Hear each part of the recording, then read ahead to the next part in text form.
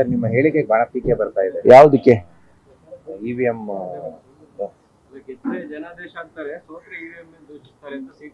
ಅಲ್ಲ, ನಾವು ಮೊದಲಿಂದನೂ ಹೇಳ್ತಾ ಇದ್ದೀವಲ್ಲ, ಗೆದ್ದಾಗೂನೇ ಹೇಳಿದೀವಿ. ಸೋತಾಗ ನಾನು ಹೇಳಿದ್ದೇನು ಅಂತ ಸರಿಯಾಗಿ ಅರ್ಥ ಮಾಡ್ಕೊಳಕ್ ಹೇಳಿ ಅವ್ರಿಗೆ. ನಾನು ಹೇಳಿದ್ದು ಸೆಲೆಕ್ಟಿವ್ ಆಗಿ ಮಾಡ್ತಾರೆ, ಸೆಲೆಕ್ಟಿವ್ ಆಗಿ ರಾಜ್ಯ ಆಯ್ಕೆ ಮಾಡ್ಕೊಂತಾರೆ, ಸೆಲೆಕ್ಟಿವ್ ಆಗಿ ಕ್ಷೇತ್ರಗಳ ಆಯ್ಕೆ ಮಾಡ್ಕೊಂತಾರೆ, ಇವಿಎಂ ಹ್ಯಾಕ್ ಮಾಡ್ತಾರೆ ಅಂತ ನಾವು ಇವತ್ತು ಹೊಸದಾಗಿ ಏನು ಹೇಳ್ತಾ ಇಲ್ವಲ್ಲ. ನಾವು ಮೊದಲಿಂದನೂ ಹೇಳ್ಕೊಂಡು ಬಂದಿದ್ದೀವಿ. 2014ರಿಂದನೂ ನಂತರ ಬಂದಂತ ಎಲ್ಲ ಚುನಾವಣೆಗಳಿಗೂ ಕೂಡ ಅವರು ಕಾಂಪ್ರಮೈಸ್ ಮಾಡಿದ್ದಾರೆ ಇವಿಎಂಗಳಂತ. ಬರೀ ನಾನೊಬ್ಬ ಹೇಳಿದ್ದಾನೆ ಅಂದ್ರೆ ಹುಚ್ಚ ಅನ್ಬೋದು ನನ್ನ.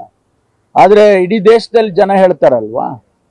ಮಹಾರಾಷ್ಟ್ರದಲ್ಲಿ ಮೊನ್ನೆ ನಡೆದಂತ ಎಲೆಕ್ಷನ್ ಅಲ್ಲಿ ನಾವು ವಿಶ್ಲೇಷಣೆ ಮಾಡುವಾಗ ಆ ರೀತಿ ಒಂದು ಚರ್ಚೆ ಆಗಿದೆ ಅಂತ ಹೇಳಿದ್ದೀನಿ. ರವಿಗೆ ಅರ್ಥ ಮಾಡ್ಕೊಳ್ಳೋದಕ್ಕೆ ಗೊತ್ತಿಲ್ಲ ಪಾಪ.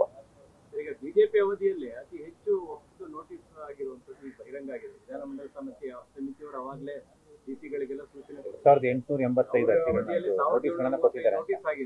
ಈಗ ಸತ್ಯ ಯಾವತ್ತೂ ಕೂಡ ಮುಚ್ಚಿಡಕ್ಕಾಗಲ್ಲ ಜಾಸ್ತಿ ದಿವಸ.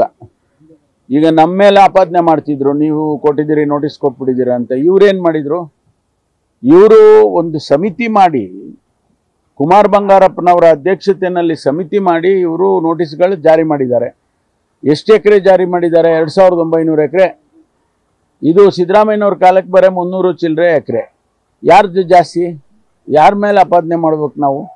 ಈಗೆಲ್ಲ ಇವರು ಇಡೀ ರಾಜ್ಯ ಸುತ್ತ ಕೊಟ್ಟಿದ್ದಾರಲ್ಲ ಬಿಜೆಪಿ ಮುಖಂಡರುಗಳು, ಅವ್ರಿಗೆ ಇದೆಲ್ಲ ಅರ್ಥ ಆಗ್ಬೇಕು. ಅವರೇ ಮಾಡಿದ್ದು ಅಂತ. ಬಹುಶಃ ಯಾಕೆ ನನಗನ್ಸೋದು ಬಸವರಾಜ್ ಯತ್ನಾಳ್ ಹೊರಟಿರೋದು ಬಿಜೆಪಿಯವರು ಮುಖಭಂಗ ಮಾಡೋದಕ್ಕೆ. ಯಾಕಂದ್ರೆ ಬಿಜೆಪಿಯವರು ಹೆಚ್ಚು ಮಾಡಿದ್ದಾರೆ ಅಂತ ಹೇಳಿ ಗೊತ್ತಾದ ಮೇಲೆ ಕೂಡ ಹೊರಟಿದ್ದಾರೆ ಅಂದ್ರೆ ಅವರು ಬಿಜೆಪಿಯವರಿಗೆ ಮುಜುಗರ ಮಾಡೋದಕ್ಕೆ ಹೊರಟಿದ್ದಾರೆ ಅಂತ ಅನ್ಸುತ್ತೆ ನನಗೆ. ಇಲ್ಲದ್ರೆ ಯಾಕೆ ಹೋಗ್ತಾರೆ ಅವರು? ಅದೇ ಇವತ್ತು ಹೋರಾಟ ಮಾಡಿದ್ದಾರೆ, ಇದನ್ನೆಲ್ಲ ಎಕ್ಸ್ಪೋಸ್ ಮಾಡೋದಕ್ಕೆ ಮಾಡಿದ್ದಾರೆ ಅಂತ.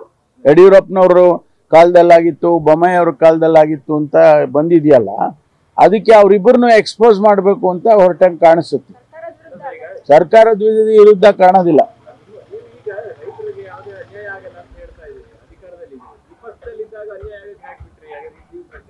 ಅಲ್ಲ, ನಮ್ಗದು ಏನೋ ಗಮನಕ್ಕೆ ಬಂದಿರ್ಲಿಕ್ಕಿಲ್ಲ ಆ ಸಂದರ್ಭದಲ್ಲಿ, ಅದರಿಂದ ನಾವು ಅದನ್ನು ಇಶ್ಯೂ ಆಗಿ ತಗೊಂಡಿರಲಿಲ್ಲ. ಈಗ ಅದು ಬಂದಿದೆ, ಗಮನಕ್ಕೆ ಬಂದಿದೆ, ನಾವು ಎಚ್ಚರಿಕೆ ವಹಿಸಿಕೊಂಡು ಕೆಲಸ ಮಾಡ್ತೀವಿ. ನ್ಯೂಸ್ ಫಸ್ಟ್, ನಿರ್ಭೀತಿಯಿಂದ ನಿಮ್ಮ ಪರವಾಗಿ.